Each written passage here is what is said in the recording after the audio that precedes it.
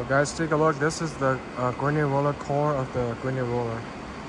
It is composed of the shaft, the wear hub, the bearing, which is not installed yet, and then the liner. So you can see that one's the old one, this is the brand new one.